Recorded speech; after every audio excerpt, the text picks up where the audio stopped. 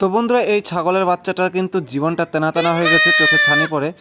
ছাগলের চোখে ছানি পড়ে দীর্ঘদিন চোখে জল পড়ার কারণে সেই জন্যে চোখ ছানি পড়ে যায়, চোখ সাদা হয়ে যায়।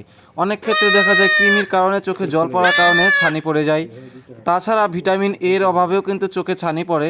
সেই জন্যে আমরা কুরাডেক্স ইঞ্জেকশন চোখের মধ্যে দিয়ে দিলাম, যাতে তাড়াতাড়ি করে দ্রুত এই ছানি পড়া সেরে যায়। কারণ ছাগলের বাচ্চার দুটো চোখই কিন্তু একেবারে সাদা হয়ে গেছে। তো সেই কারণে আমরা কিন্তু দ্রুত সারানোর জন্য এই কুরাডেক্স ইঞ্জেকশন চোখে আমরা পুশ করে দিচ্ছি। মানে দুটো চোখই কিন্তু অন্ধ হয়ে গেছে, দেখতেই পাচ্ছে না। তো তোমরা দেখতে থাকো আমরা কিভাবে ইঞ্জেকশনটা দেই। তো পুরো ভিডিওটা তোমরা মন দিয়ে দেখো।